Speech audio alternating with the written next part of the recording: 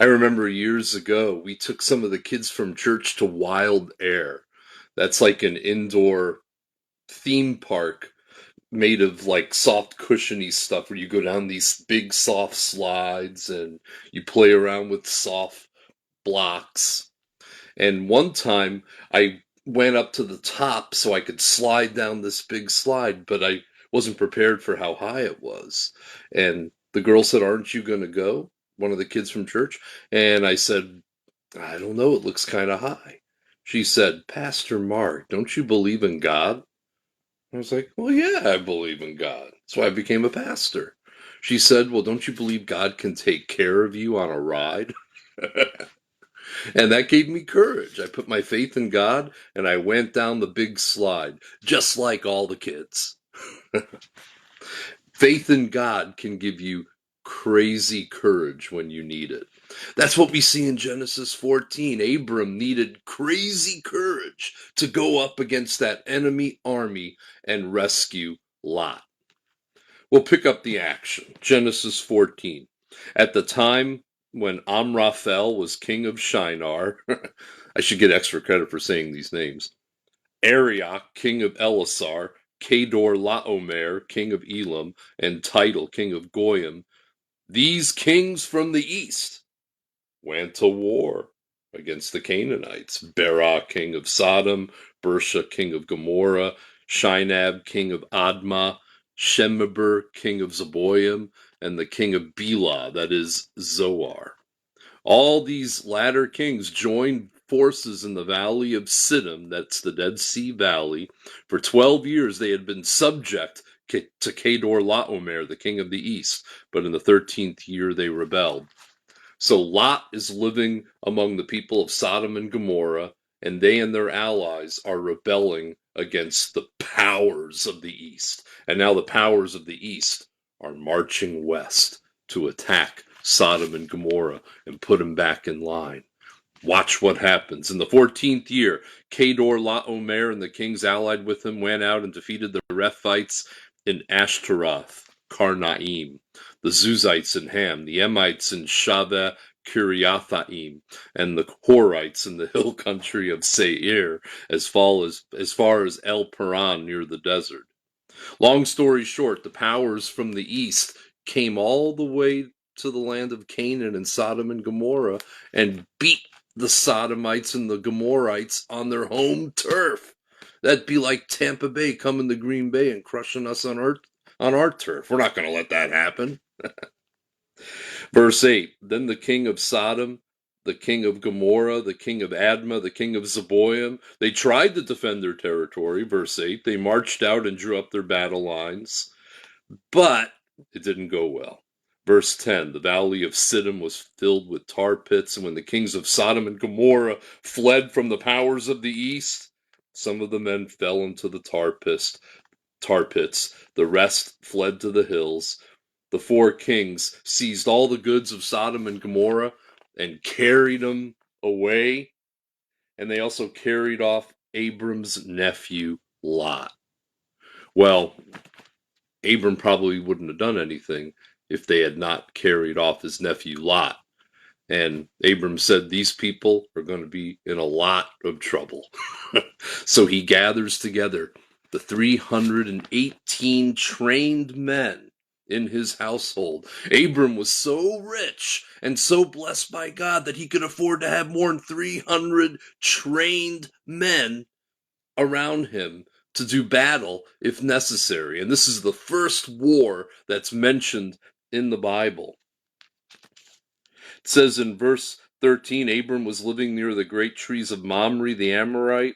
When Abram heard that his relative had been taken captive, he called out the 318 trained men. They went in pursuit as far as Dan. During the night, Abram divided his men to attack them, and he routed them. So Abram was not only a man of faith, he was a man of war. He knew military strategy, that you could attack at night, that you could divide your men into groups of two and take the enemy by surprise.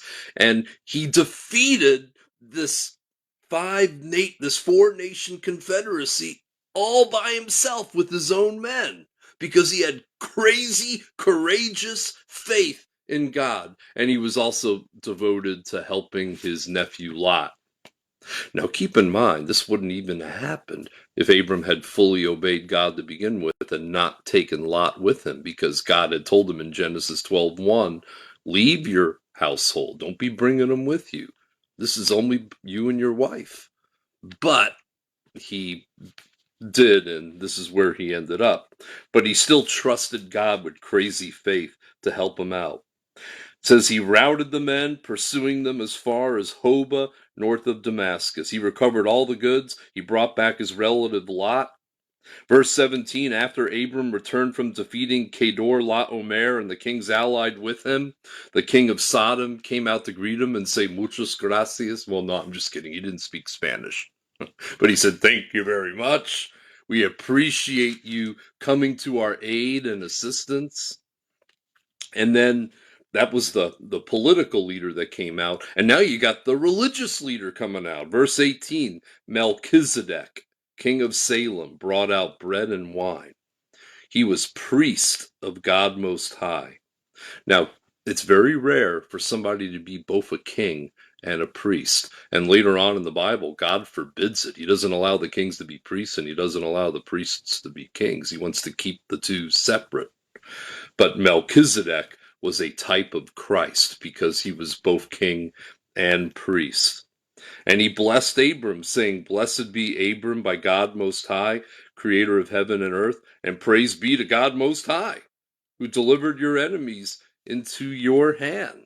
And then Abram gave him a tenth of everything. And we find out in the book of Hebrews how great Melchizedek was. And the entire priesthood of Jesus Christ is after the order of Melchizedek.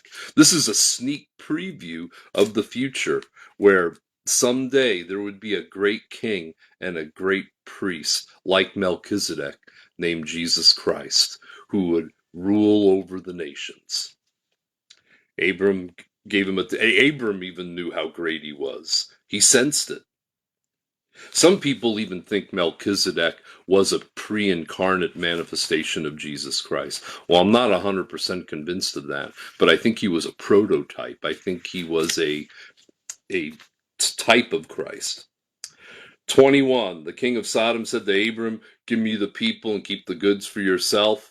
And Abram said, I made a deal with God Most High. Notice how he picks up the language of Melchizedek and uses that title, El Elyon, God Most High.